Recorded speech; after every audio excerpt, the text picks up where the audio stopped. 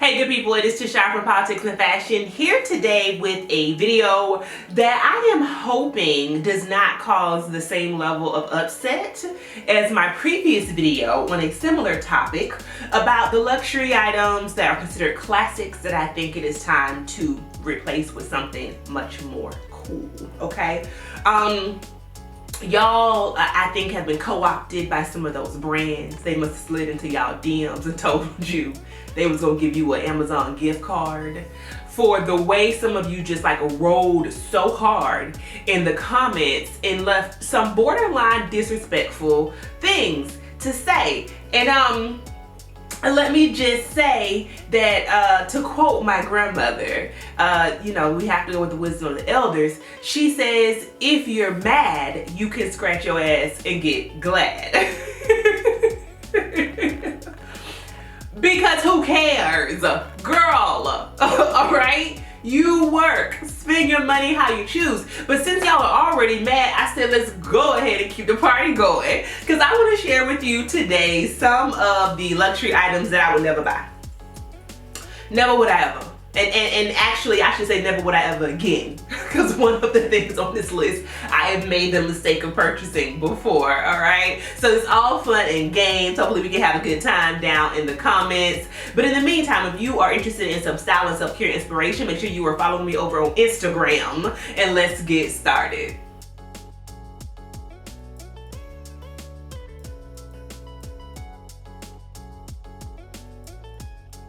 Before I get started, let me share with you all what I am wearing today. I am wearing these earrings by Maria Toledano. Y'all know she is one of kind of like those chunky jewelry designers who I love the absolute most. I have several pairs of her earrings. These have malachite in the center, and they actually could use a really good shine. They are brass, and so I noticed that the color is kind of dull, and so I need to make sure that I clean them.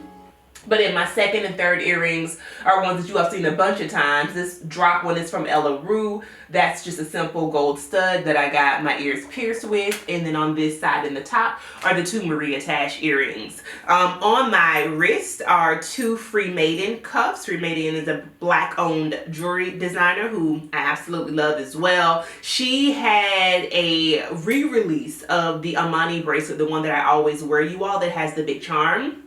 Hopefully some of y'all were able to catch it. I talked about it over on IG. Also, I am wearing the Cartier Just Unclued David Yurman ring, and my dress is by Rebecca Valance. You all would have seen this in my holiday lookbook. Let's get started with some of these items, shall we? The first piece, it's a category of items that I wish this wasn't true. I really do. And maybe there may be something out there that I have not seen that would change my mind. I'm hoping.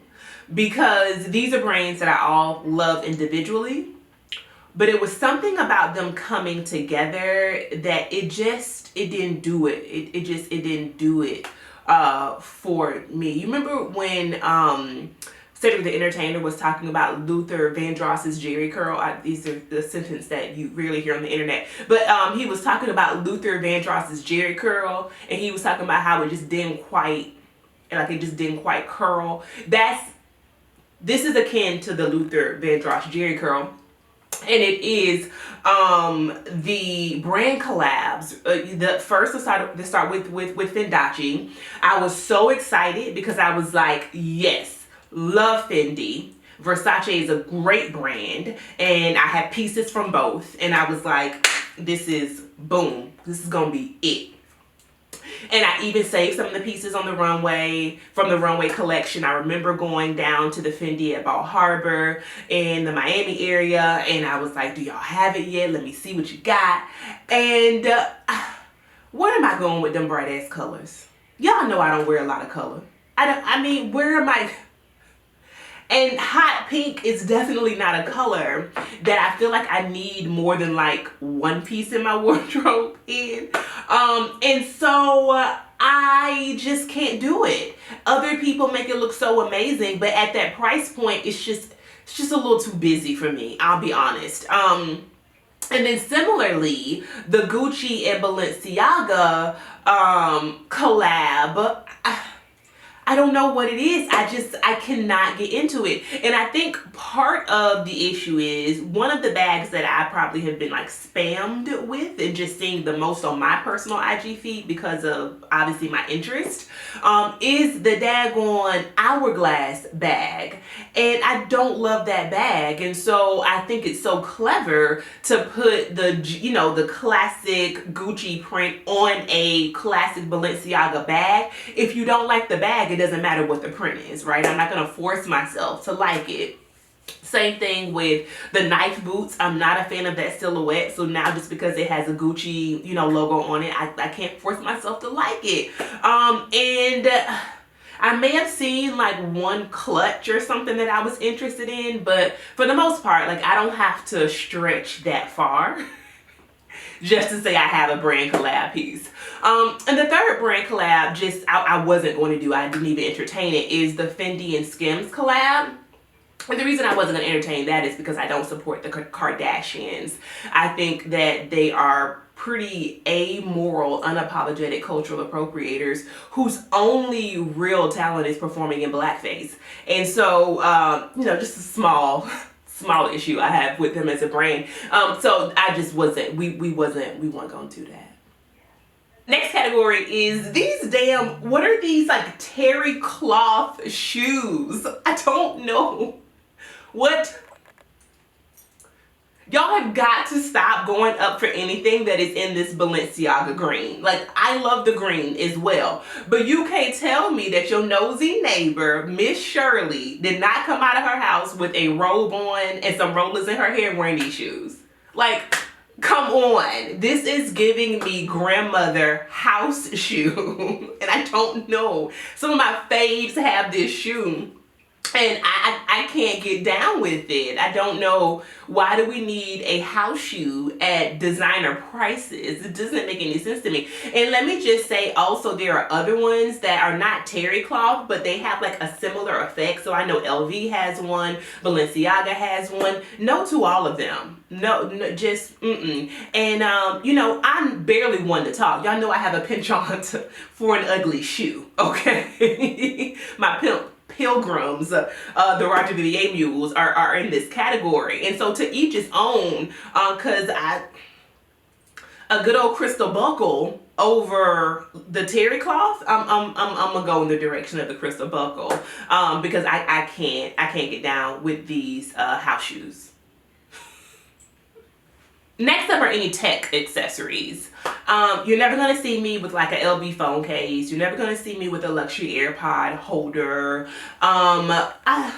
Maybe a laptop case, just because the size and dimensions of a laptop don't change as frequently as the dimensions of all of those other tech pieces. So, I mean, think about how often we get new phones. When I know the brand that I was working for, when we finally got an AirPod case, it was actually right at the time that they had also released like the AirPod Pros or AirPod, I don't know what the bigger ones are called. And so we were already behind as far as technology is concerned, because the new thing had come out and we were still on the old thing. And I think that's just how fashion works. You're talking about two creative industries, yes, but in two different sandboxes. And so I find that tech accessories, they can just become obsolete so quickly until it just ends up being a waste of money. So you're not going to ever see me with a luxury tech piece. Next up are these.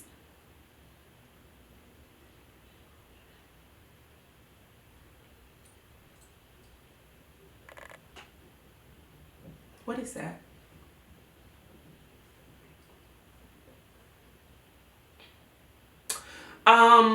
Okay.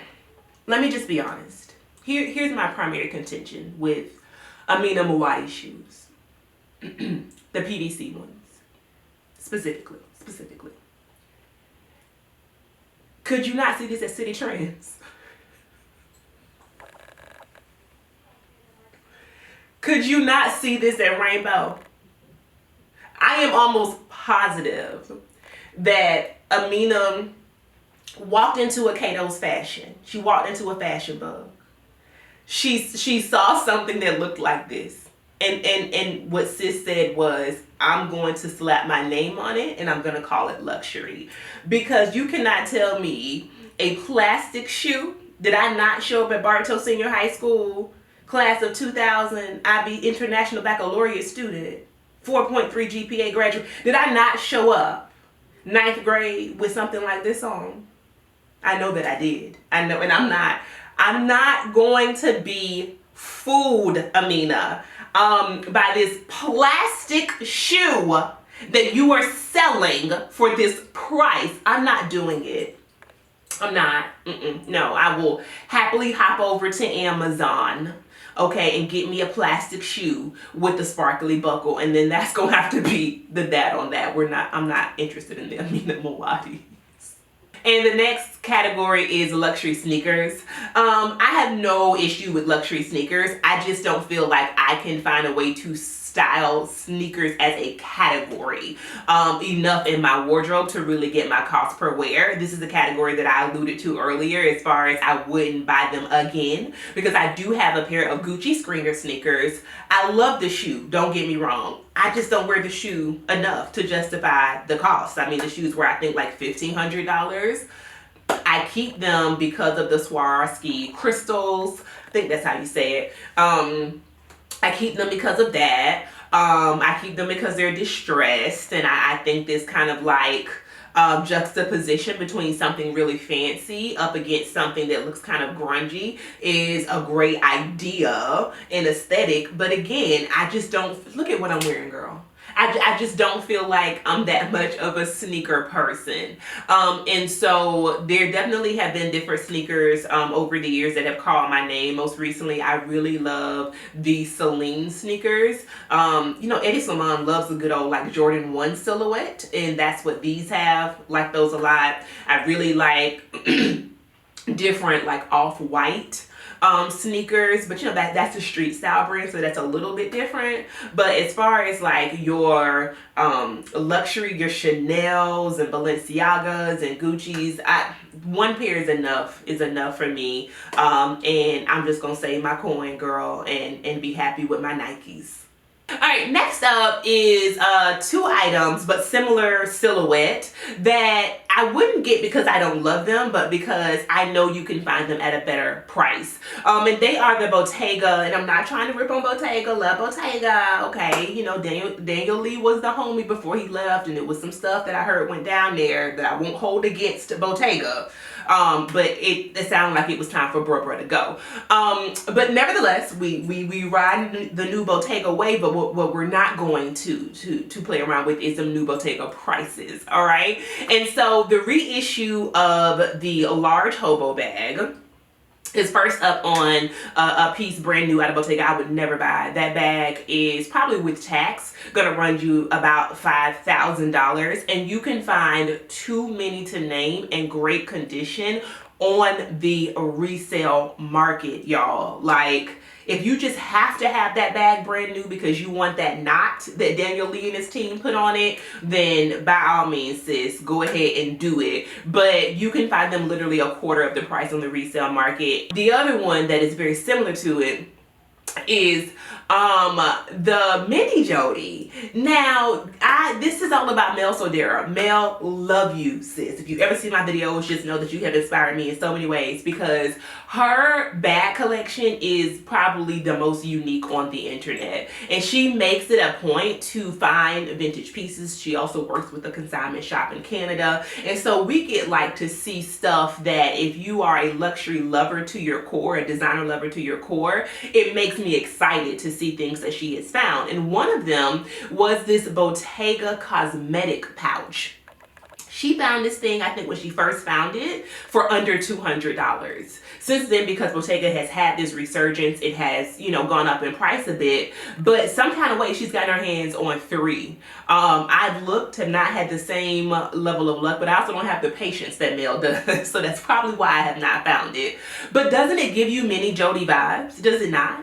And since that mini Jody first came out, it has gone up in price multiple times, and I have to say, I don't quite love of the zipper. I've heard it can be really hard to get in and out of. The silhouette, of course, I love. I just would love to have it in the vintage version that was technically a cosmetic pouch. But two Bottega bags I would never buy, not because I don't love them, once again, but because the full price version of them is just the today in the year 2021 or 2022, our Lord AD. It's just too high. We're not gonna do that.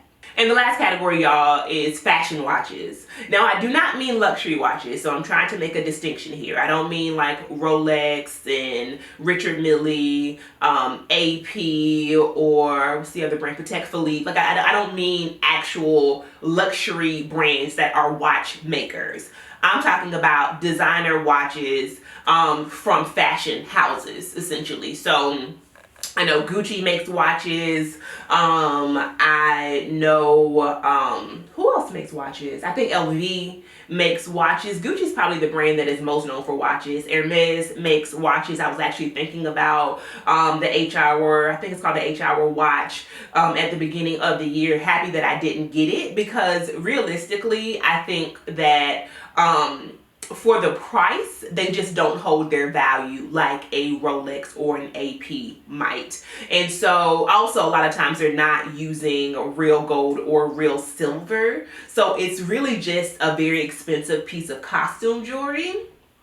And I would rather either put that money towards an actual, you know, like classic watch, or I would just replace it, because I can't even imagine how much Chanel watches are. And for that price, if they're how much I think they probably are, you could always get like a used Rolex, a good old date just. So yeah, not really playing in that sandbox with them. I think I'm good when I do finally invest in a timepiece, going the traditional route.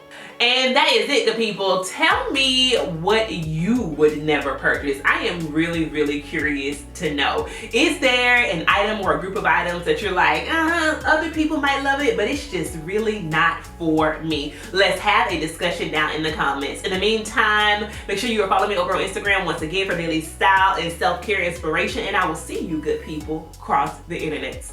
Peace.